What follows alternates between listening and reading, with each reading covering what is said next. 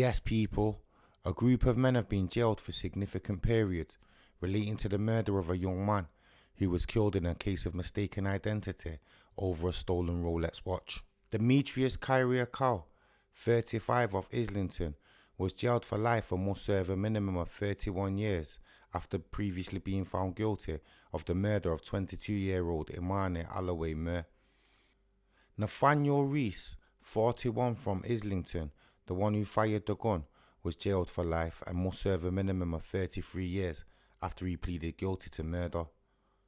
Matthew Hardy from Islington was jailed for 7.5 years and Darren Dredge for 8.5 years for manslaughter after being cleared of the murder. Hardy was given an additional 18-month sentence for conspiring to supply Class B drugs. James Nicholson will be sentenced for manslaughter at a later date. It was shortly after 12:50 on the 4th of July 2020 when Demetrius was robbed by 4 unknown men on Carville Street. Demetrius suffered head injuries and had his Rolex watch, cash and iPhone stolen, and the suspects then drove off in a black BMW. Officers attended the scene and spoke to Demetrius, who was with his blue Range Rover at the time. He said he believed the suspects had a knife and did not know them, but he did not wish to speak further about it. Following the robbery, arrangements were made for the defendants to meet at Hardy's home address on 6 Acres Estate in Islington, where Demetrius was living at the time.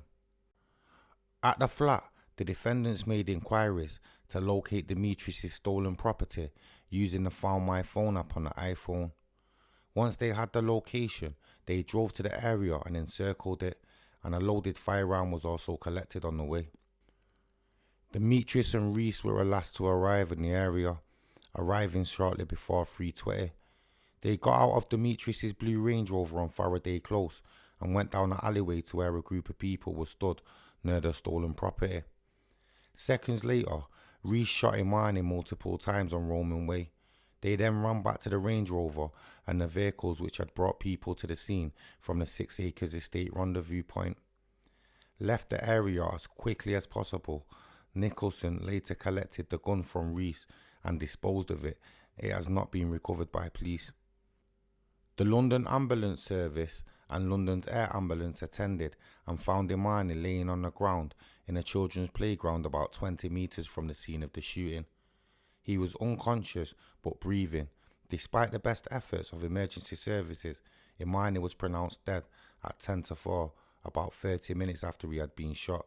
A post-mortem examination revealed he had 4 bullet wounds to his body. Officers searched the area after the shooting and found 14 bullet cases, as well as an iPhone, 2 Nokia phones and a snapped SIM card.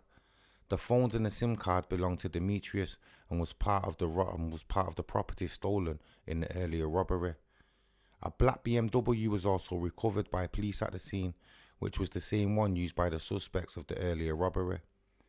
However, detectives established that Imani was not involved in the robbery of Demetrius. Tragically, he had only arrived at the location where the stolen property was located moments before Demetrius and Rees appeared.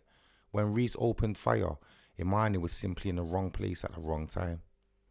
The court heard that while it was Rees who fired the fatal shot from the firearm and took Imani's life, the other offenders were jointly responsible for his death because in their different ways they knowingly assisted and encouraged the commission of an offence. Yeah, that's it for this one, people.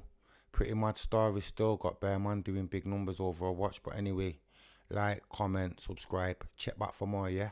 Peace.